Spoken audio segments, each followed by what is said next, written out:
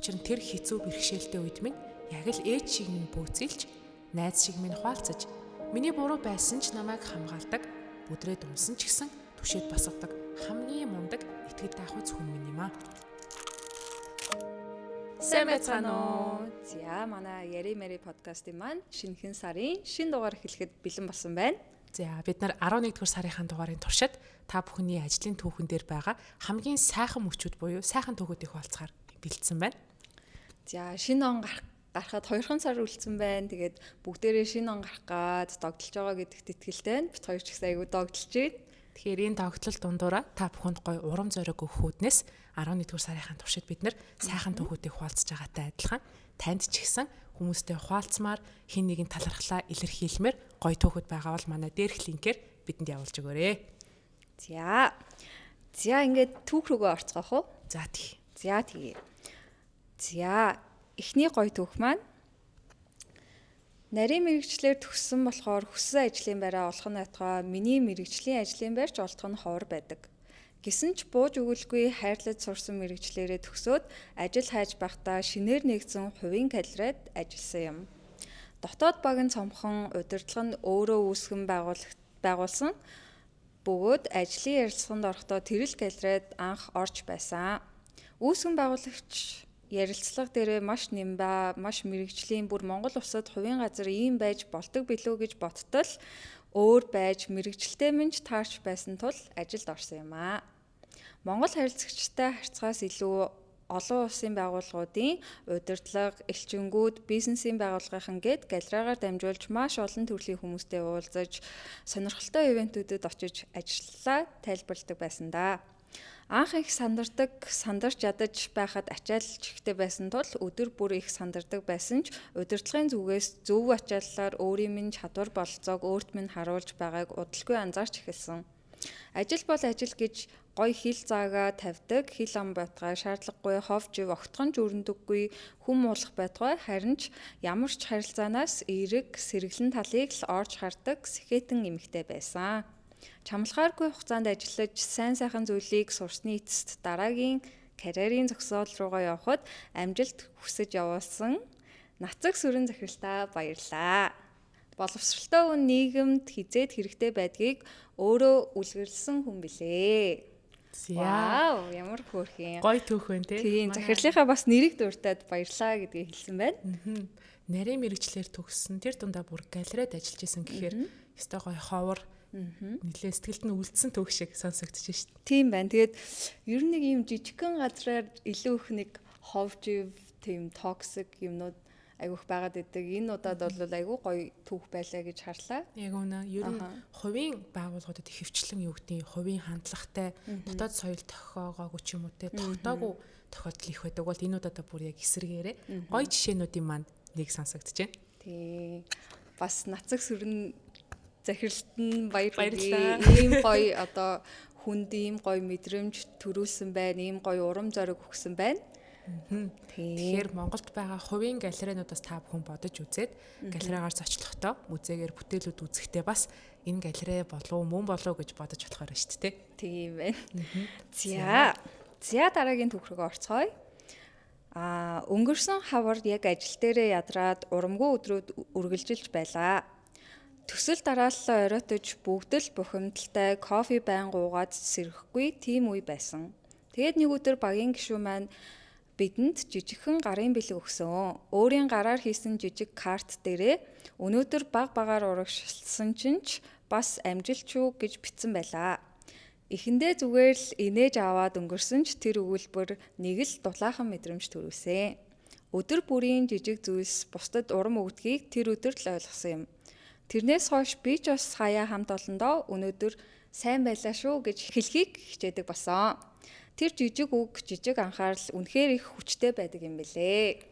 Ямар гоё эерэг түүхүүд юм нэг үе те. Тэгээ эерэг түүх уншигч бас ямар гоё юм те. Өөр байх шал өөр бит хоёр токсик түүхээ унших хүмүүст хүрхсээр байгаа. Тийм эерэг түүх уншсан чинь бүр инээдээ барьж чадахгүй. Гоё сонсогдож шít. Нэрээ стайл бүр кофеч байтугай юу ч нөлөөлөх өргөө ядармаар, цухалдмаар, яаж ч хийсэн үр дүн гарахгүй өдрүүд ажлын байр болгон дээр байдаг бах. Тим өдрүүдэд ийм хөөрхөн чин сэтгэлээсээ талархсан, жоохон урам зориг өгсөн зүйл бол үнэхээр сэтгэл төрөх баха тий. энэ дээр бол тэгээ нөгөө үг хүнийг өхүүлж болно, амьдруулж болно гэдэг шиг ингээд нөгөө жижигхэн үг хүнийг ингээд маш их сэтгэлд нь сэв суулгачж болно, эсвэл маш их юм урам зориг өгчж болно гэдгийг энэ түгээс бас харж болох юм байна тийм. Тэнгүүт энэ жижигхэн үг яаж юм гоё шидэг авчирсан бэ гэх юм бол яг л нэгээ ажлын байран дээрээ жоохон дэмжиж хайрлж хүндэлсэн, хүндлэлээс гарсан гэж бодохоор бүр гоё урам ормоор юм а тийм байна. За дараагийнхаа түүхийг манай өмнө нь ажилдаг байсан хүний нөөцийн зөвлөх үйлчилгээ эрхэлдэг компани захиралдаа үнэхээр их баярлдаг. Учир нь тэр хэцүү бэрхшээлтэй үед минь яг л ээж шиг минь бөөцөлж, найз шиг минь хуалцаж, миний буруу байсан ч намайг хамгаалдаг, бүдрээ дунсан ч гэсэн түшээд босгодог хамгийн мундаг итгэл даахуйц хүн минь юм а. Тэр нэг жил би ажилдаа алдаа гаргаад тэгсэн зэмлэлгүй харин ч бүр намайг зэмлэж байсан хүмүүс рүү өмөрч хатуу өгч болоод жилээ. Энэ мэд түүх олон би. Тэр эмэгтэйд маш их талархаж явдгаа. Вау. Богинохын ер нь айгүй гоё шулуухан.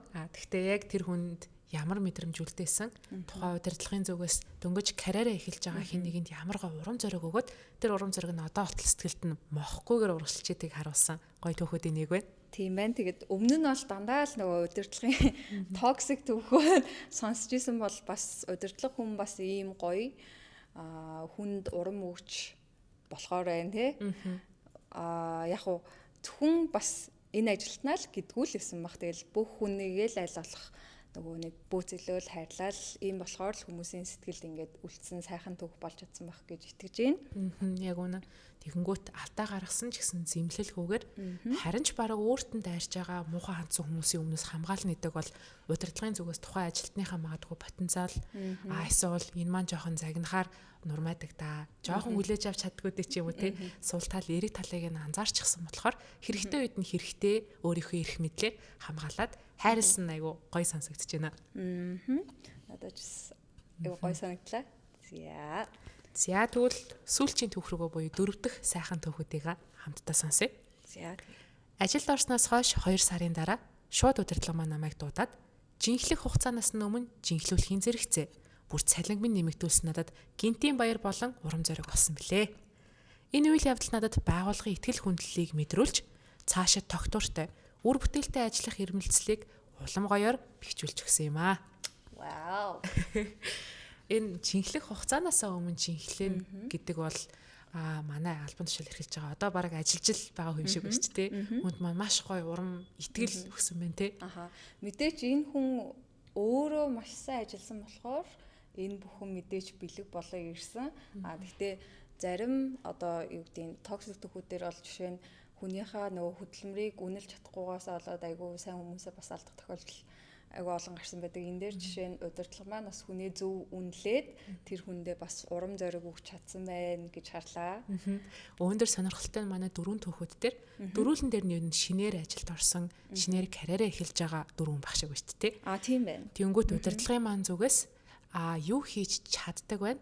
Энэ хүн чадвараа гаргахад бүрэн потенциалтайгаар өөрийнхөө KPI-г өсгөхөд те ямар дэмжлэг хэрэгтэй, яаж хандах вэ гэдгийг аюу гой зөөлнөөр итгэлээр дамжуулж өөрийнхөө потенциалыг өөрт нь харуулсан гэхээр ийм гоё эрэг түүхүүд та бүхэнд бас байдаг байх нэ. Гоё одоо жишээнүүдийн нэг юм шиг санагдчихэв. Тийм байна. Надад ч гэсэн айгүй гоё бас урам боллоо гэж бодож байна. Тэгээд надад ч гэсэн гоё түүхүүд байгаа. Тэгээд бусдад ч гэсэн гоё түүхүүд байгаад би бас баяртай байна. Яг үнэ. Манай халууныгийн хувьд гоё түүхүүдийн маань эхлэл буюу гоё ажлын байр ер нь ямархуу байж болох вэ? Саяны одоо ингээд хэлсэн түүхүүд шиг л ер нь за эхэллээ. Ажлын байр шинэ ажлын гараанд гарлаа. Ажлын байрын чинээр орлоо. Яаж харьцаж гин? Ямар үг хэлж гин? Ямар үг хэрэгжилж гин? Заавал ингээд намайг одоо ингээл нэг амар бөөцөлөөд гэхээсээ илүү одоо миний хичээж байгааг харж чадаад тэрийг ингээ илэрхийлдэгтэй. Ингээд чи хичээж байгаа чи ингээд харагдаж шүү, мундаг шүү, болж шүү. За энэ дээрээ ингээд өгөөрэй, энэ дээрээ ингээд өгөөрэй. Ингээ гоё уламж хашаа ингээд явхад болж шүү гэдэг нэг юм өгнүүдийг бас хилээд байвал тэрнээс ингээл хүн угаасаа амар урам зориг ах бах гэж бодож байна. Яг өөрийнх нь хариулттай адилхан буюу урам зориг өгөхөөр итгэлийг хин нэгэнд даалгах гэдэг бол маш гоё Эсвэл дулаахан мэдрэмж өгдөг бах тий. Мэдээж ажил орж байгаа хүн болгон ихэнх тохиолдолд тухайн ажлын байран дээр бүрэн мэрэгжлийн бол бас биш байдаг бах. Ерөнхийдөө хүсэл зорилготойгоор за суралцсандаа гой олондоо гэд итгэж яхад нь яг ийм алсын хараатай гэж барыг хэлж болохоор дэмжлэгээр дэмжиж өөр өөрийнх нь чадварыг өөрт нь харуулна гэдэг бол маш гоё зан чанаруудын нэг юм байна. Тэгэхээр өөдрийнхөө 4 түүхээс та бүхэн урам зориг аваад танд магадгүй бүр мартчихсан байсан сайхан түүхүүдээс нь сэтрээсэн бол бидэнтэй бас хуваалцаарай. Ингээд өнөөдрийн манд дугаар өндөрлөж байна. Бидэнтэй хамт байсанд баярлалаа. Баяртай.